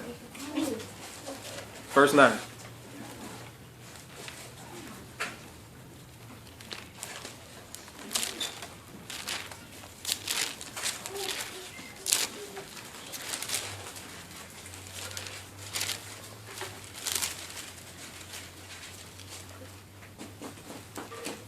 Hebrews chapter 7 and verse 9. And as I may so say, Levi also, who receiveth tithes, paid tithes in Abraham. For he was yet in the loins of his father when Melchizedek met him. If therefore perfection were by the Levitical priesthood. If perfection came by the Levitical priesthood, right? If this was meant to last forever, if he set this up to last forever, it would be no imperfection in the Levitical priesthood. Do y'all agree? Read. For under it the people received the law. What further need was there that another priest should rise after the order of Melchizedek? So from Jump Street, from Genesis the 14th chapter, he showed us that the Levitical priesthood was only to be leased. Because he himself came as who? Melchizedek, the priest. So when he set up this Levitical priesthood, it said this only for a time. Right? Read. Melchizedek, and not be called after the order of Aaron. Why would he tell Mashiach you was going to be after the priesthood of Melchizedek and not after Aaron? Because it wasn't perfect. Remember, his seed has to be remain in what? In him. In himself. So if he came as Melchizedek, priest of him, right? Or if he had this priesthood already in effect, his son couldn't come into an imperfect priesthood to make it better. He would have to be a part of the one that was perfect from Jump Street. Right? So these husbandmen that he lent it out to in their imperfection was the Levitical priest. Was the sons of Aaron and the Levites, right? For this priesthood. Read on. For he of whom these things are spoken pertaineth to another tribe, of which no man gave attendance at the altar. Right. For it is evident that our master sprang out of Judah, of which tribe Moses spake nothing concerning priesthood. And it is yet far more evident, for that after the similitude of Melchizedek there ariseth another priest. So we see that this priest that arose, this would be the perfection of his priesthood. This would be the one who was going to come and claim the vineyard. Right? Let's get Matthew 21 and 34. We're going to proceed through this parable. It's almost through. Y'all with me so far?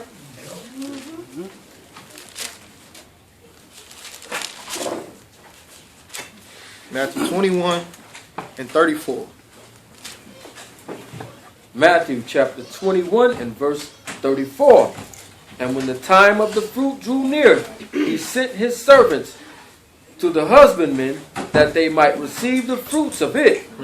And the husbandman took his servants and beat one, killed another, and stoned another. So he says that when it was time for him to receive the fruit, like when it was time to pretty much get out of it what he put into it, he ain't come up with nothing. Right? It says they beat the prophets, they killed the prophets. We know this to be fact. Right? He said, you are of the children who did what? killed the prophets when Mashiach was talking to the Pharisees, right? Let's get Hosea chapter 4. Because the priests had to mess up somewhere, right? They had to try to do their own thing somewhere, right? They had to try to take ownership of this vineyard somehow, right? Hosea chapter 4 and verse 6. Hosea chapter 4 and verse 6. Because at this time, that after they done beat some of beat the servants and killed the servant, y'all, I'm not keeping y'all over my vineyard. We trying to figure out a way how to get you up out of there now. You know what I'm saying? So once you do wrong or deceitfully with the Most High, especially when it came to these priests, you supposed to be Kodesh. You don't get another chance. Right? When Aaron's sons went into the tabernacle and they lit the wrong type of what was that, incense in there, what happened? They was dead on the spot. You don't get no second chances with that. Right? Hosea 4 and 6. Hosea chapter 4 and verse 6. My people are destroyed for the lack of knowledge, because thou hast rejected knowledge. Because you have what? Rejected knowledge. Korah convinced these people that Moses and Aaron wasn't doing a good job, and that they needed to be the ones in the place. Right? So the people in turn believed that when they died, that they were actually the people of the Most High. The people are destroyed for the lack of what? Knowledge. Who was feeding it to them? Which was a what? Korah was feeding it to them, which was a what? What was Korah? A Levite. They giving out false information. If you got somebody that's a priest giving out false information to the people, and he's supposed to be the direct line from the Most High, what they gonna learn? Falsehood. What is that gonna do? It's gonna destroy you. My people are destroyed for a lack of knowledge. Read. And I will also reject you, that you shall be no priest to me. That you should be no what? No priest to me. The Ak went over this before. He was speaking with the priest. He said that you ain't going to be no priest to me. Y'all ain't no more priest to me. Right, read. Seeing thou hast forgotten the law. That you have what? Forgotten the law. What did they forget the law to do? To do their own thing. They forgot the law and made their own. Break down that thing we was talking about with Nehemiah. Oh, okay. Like you're saying, basically, Nehemiah and them they intended to keep the law wholeheartedly. So to do this, they put up hedges or walls around the law, which made the law harder. You know what I'm saying? So to make sure that y'all don't break the Sabbath, we gonna start it right here. We're gonna make sure y'all don't. But in turn, you just made it harder for yourself. So we can see all through the scribes and Pharisees was these people that constantly made the law harder. Right. So like Mashiach told them, you have forgotten the laws of the Most High to keep your own traditions. Right? So he said, y'all ain't no priest to me. Right? Let's get Zephaniah chapter 3. Because these husbandmen messed up. Right? Zephaniah chapter 3 and verse 4.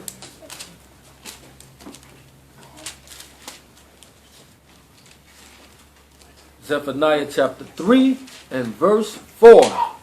Her prophets are light and treacherous persons. And her priests? Her priests have polluted the sanctuary. They have done what? Have polluted the sanctuary. I put y'all in charge of the sanctuary. I gave it to you for you to keep it up. It says the priests have did what? The priests have polluted the sanctuary. Uh-huh. They have done violence to the law. They've done violence to the law. They done butchered it. They made it their own. This thing was perfect. It wasn't no need for you to change it. The book of Psalms tell you that the law is perfect. Right? Let's get Matthew chapter 21 and 35. So we know that they screwed up. We know that they changed the laws. We know that they made it harder. We know that they tried to make this thing their own, to the point where they had the people subject under them as opposed to subject to the Most High. The same thing that Korah and his counterparts were trying to do. And this is why he said, don't add or take away from it, because his law is perfect. So he don't need you to come in and say, I kind of think y'all should have did it like this. No, it's perfect. He don't need you to do that. Absolutely. Read on. Matthew chapter 21 and verse 35. And the husbandman took his servant and beat one, killed another, and stoned another. And again he sent other servants, more than the first, and they did unto them likewise. But last of all he sent unto them his son, saying, they will reverence my son. So when we look at this, when they killed the servants, or when we see people like Ahab and his wife killing off the trying to kill off the prophets, or we see just people period in the book trying to kill off the prophets of the Most High, do you think this made him mad? The prophets hold just as much importance as anybody, because he's speaking directly to them. Right? Let's get 2 Chronicles chapter 16, verse 21. And I want y'all to hold on to this fact, because the Pharisees and the Sadducees, they weren't stupid. Right? And I say that because of what we're going to go over later. They weren't stupid. Right? 2 Chronicles 16, 21.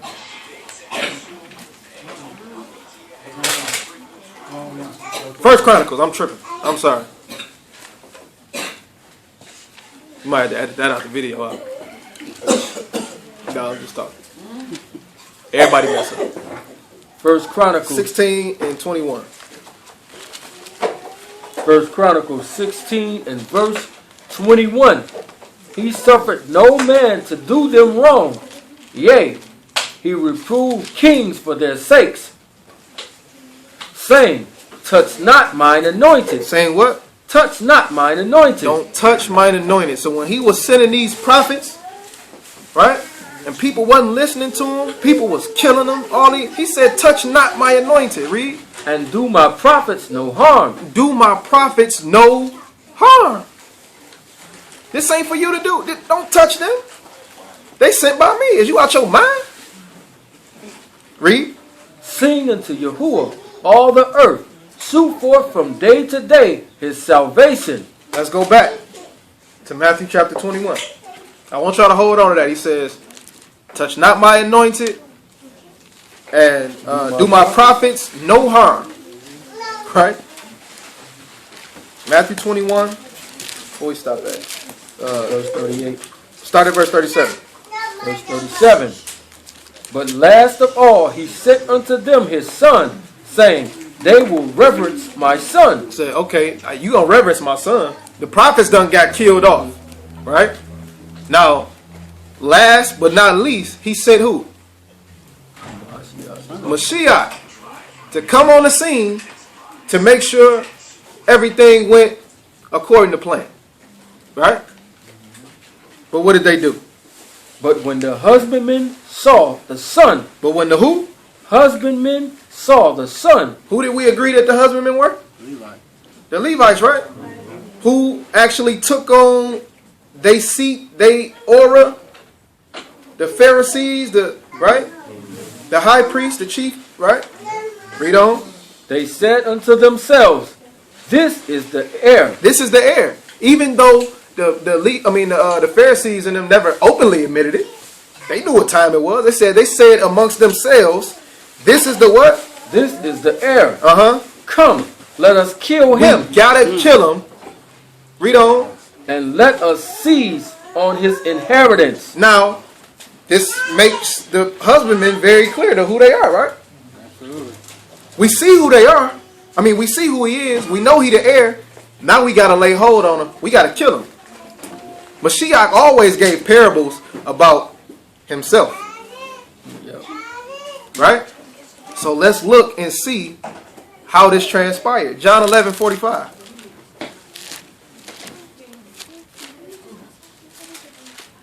John chapter 11 verse 45. Because it says, they said amongst themselves that he the heir, we got to kill him. We got to lay hold to his inheritance. We got to make sure that this is ours and it stay ours. John 11 and 45. Let's see what happens. 44. John 11 and 44. And he that was dead came forth, bound hand and foot with grave clothes, and his face was bound about with the napkin. Yahushua said unto them, loose him and let him go. Wait a minute. He was talking about Lazarus. He just made this man come alive. All of the naysayers before this was like, man, he ain't gonna make him rise. You crazy? And I get what was it? At this time, it was something where people were saying that in a certain amount of days, a person that was dead could come back to life or whatever. Mashiach waited an extra one, just to let you know, right? Read. Then many of the Jews which came to Mary and had seen the things which Yahushua did believed on him. So now the people that didn't believe, some of them started to believe. They like, man, he just made this dude come back from the dead. This is crazy. Yo, he the guy.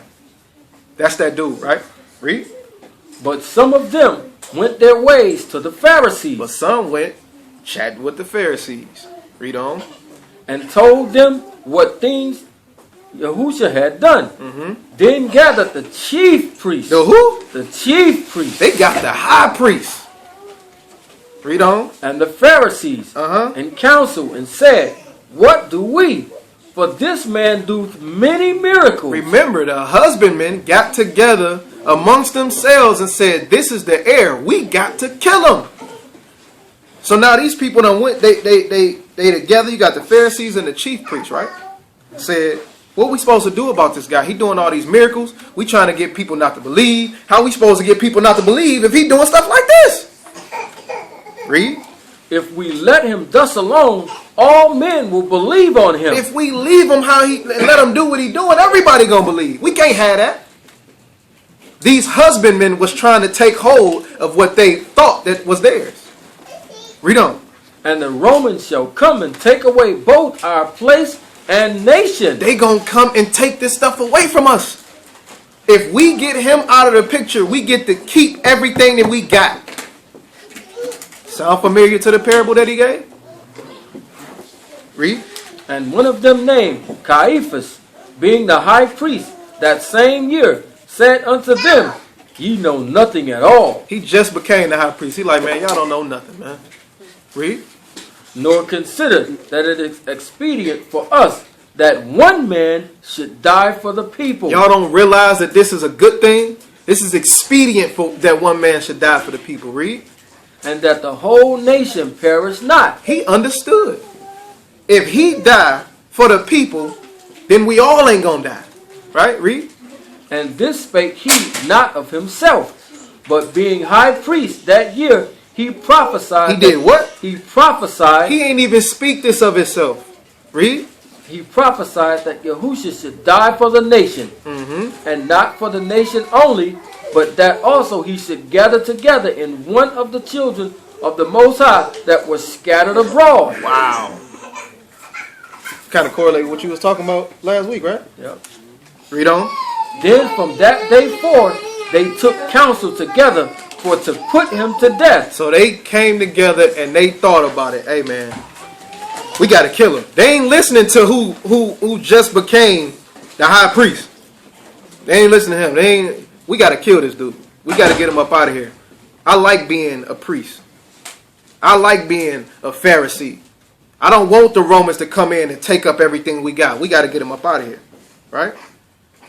Verse 54.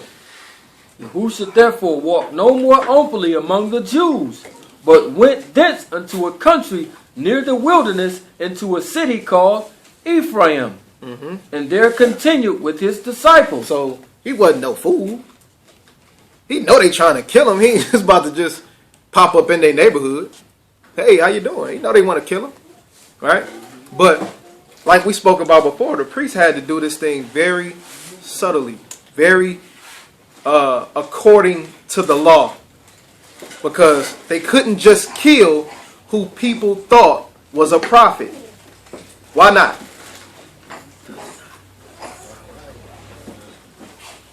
Why they couldn't just kill him? Touch not. Because they knew that the book say, touch not my anointed. They wasn't no fools. He said, do my prophets no harm. Everywhere you see them getting ready, it said, and they would have took him. But they knew that the people looked to him as being a prophet. So if he was looked at as a prophet amongst the people, guess what was going to happen? The Most High was going to smash on him. And the people probably was going to smash on him. Right? Let's go back to Matthew chapter 21. You're almost finished.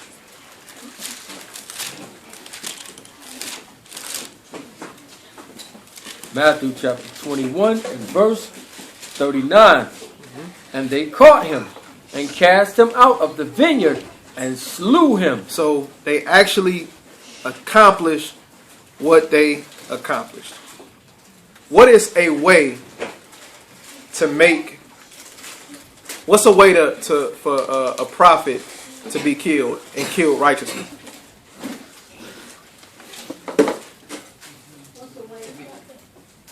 Go ahead. Does it seem as though he did something against the law? Absolutely. So, this is what they did. They gathered witnesses together to lie on Hamashiach in order for them to get him up out of there and into where the people wouldn't be so mad and pissed off at the Pharisees. They had to raise up false witnesses against them. They got him gone. Right? Read on. Verse 4. When the master therefore of the vineyard cometh, what will he do unto those husbandmen? So what do we think that he was going to do to those husbandmen? Now, remember,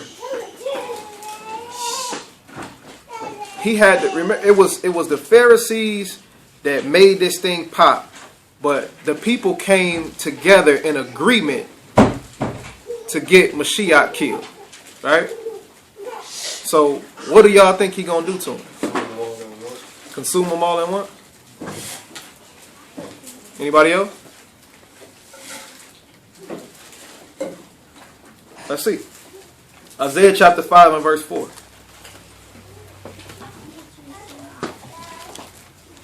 Because remember, we talking about a vineyard, right? He gave a parable about a vineyard. And the husbandmen and what they did to the vineyard. And how they tried to change things up, make it their own, right? Isaiah 5 and 4. Isaiah chapter 5 and verse 4. What could have been done more to my vineyard that I have not done in it? What more could I have done? He done did everything to this vineyard. Read.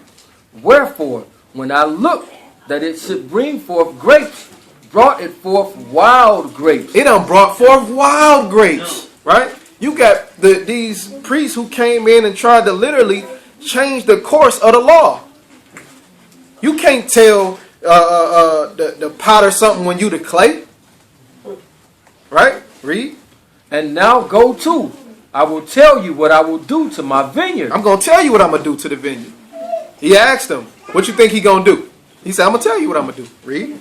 I will take away the hedge thereof. What's the hedge of anything? The fence, the protection. Right?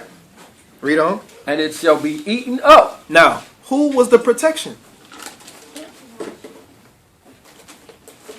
Mashiach. He was our protection. Right? He says, I'm going to take away the vineyard. Notice, all of these things didn't start to happen in Jerusalem until after he died. Right? Read. And break down the wall thereof, and it shall be trodden down. And it shall be what? Trodden down. What happened in 70 AD? He got to smash the vineyard all the way out. Read.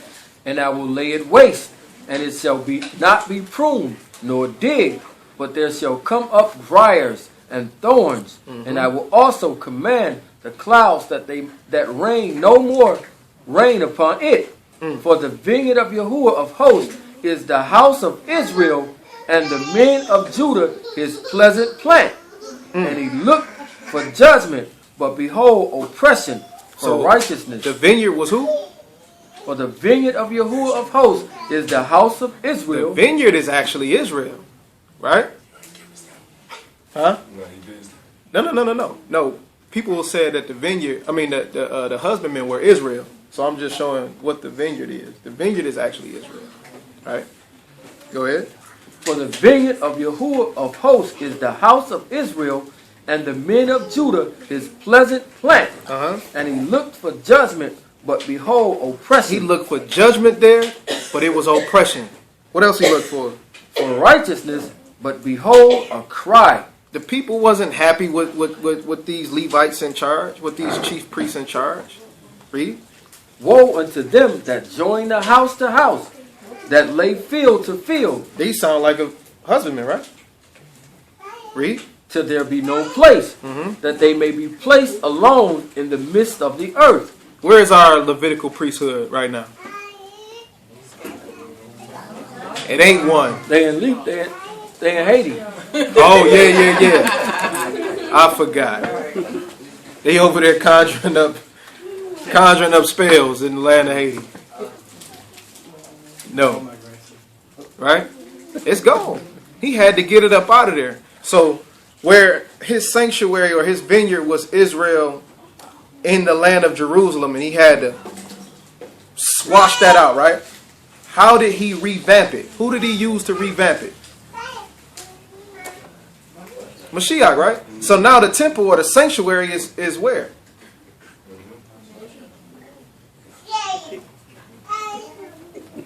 Y'all couldn't hear, he was whispering. In us. Right? It's now in us. So who is yeah, his voice help. So now who's the husbandman of now? Who are the ones that he set out to be the new husbandman that he lend out his vineyard to? Y'all. What did he say? The pastors? Y'all. He said us? Yeah. Us, y'all, pastors. Y'all. Teachers. Y'all brotherhood. Brotherhood. Fivefold. That's what that's the English version. His voice is messed up, so you can't pay no attention to the man behind the curtain. Let's go back to Matthew 21. Bubble on there, so you see what I'm saying? Right, with the bouncing ball.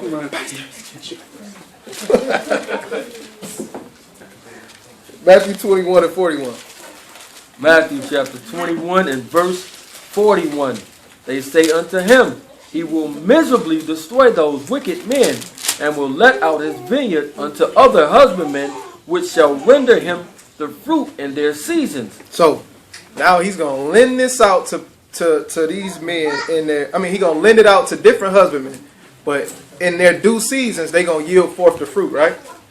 Now, husbandmen create husbandmen, right? In this process, the Most High, as a husbandman, he made his son. His son became a husbandman, right? You got the priests. The priests were supposed to keep up the vineyard, right? Made them husbandmen, right? So their sons were husbandmen, and their sons, and their sons, and so on and so forth. So the new husbandman had to start somewhere. Who worded? Okay. So, like I said, the sons of Levi became husband. All these men were husbandmen, right? That vineyard was tore apart. Now we have a sanctuary in our temples, right? Who became the husbandman of this vineyard now? Mashiach is definitely the husband. You said who? The Ruach? Not quite. The seed. The seed? She said seed? I don't know. Those who receive the Ruach. Those who receive the Ruach?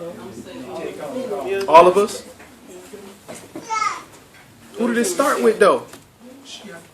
Of course it started with Mashiach.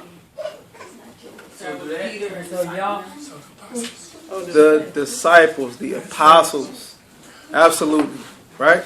Let's go back to John chapter 15. y'all then, pretty much. It started with the disciples. Now the disciples went and preached what to the world? The quote-unquote gospel, right? So you who take hold to the gospel and you spread the gospel, you also are a planter of a what? Seed.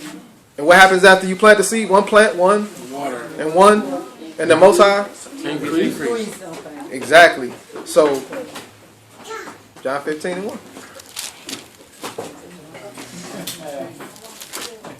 Touch your neighbor and say, did you learn something today? I'm just starting to get it. It took a whole class. Learn something, You see, he sit in the chief seat over there. He is he who holds the marker. He's basically like the overseer of the events that go on over here. Absolutely. All in favor, say aye. Aye. All right. John chapter 15 and verse 1. I am the true vine, and my Father is the husbandman. So he giving it from the top, and he gonna let it go down, right? Read.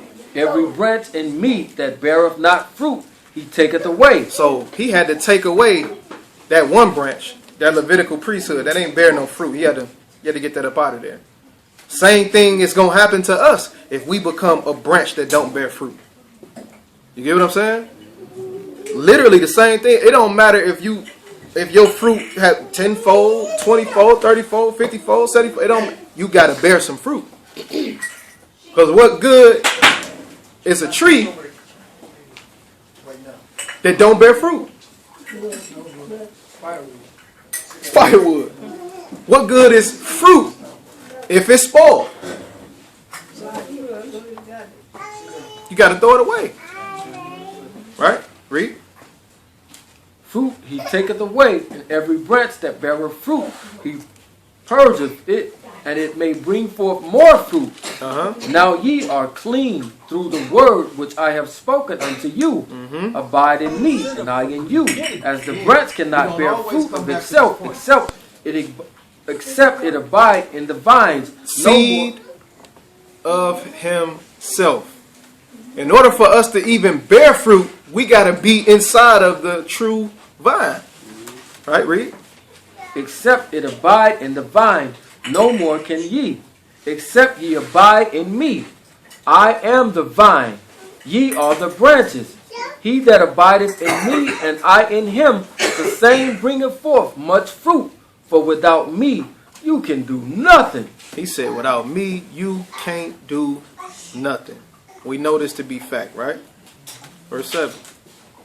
If ye abide in me, and my word... Matter of fact, I'm sorry, verse 6. Skip one. Skip the important one. If a man abide not in me, he is cast forth as a branch, and is withered. And the men gather them, and cast them into the fire, and they are burned. We ain't trying to be like that. We ain't trying to get consumed. Right? Read. If ye abide in me, and my word abide in you... What is his word? The law, right? We know Mashiach was the word in the beginning, but what is the word that he gave us? The law. It has to abide in you. Don't take away from the excuse me, from the prophets or from the writings. You got to know those as well, right?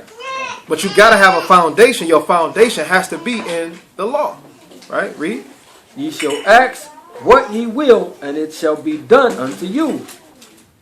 Herein my Father glorifieth that ye bear much fruit, so shall ye be my disciples. So he's lent the vineyard, which is Israel, out to who? Israel. It's up to you. Read on. As the Father have loved me, so have I loved you. Continue you in my love. If ye keep my commandments, ye shall abide in my love, even as I have kept my Father's commandments, abide in his love. These things I have spoken unto you, that my joy might remain in you, and that your joy might be full. This is my commandment, that you love one another as I have loved you. All right, that's pretty much it. Questions? Comments, concerns?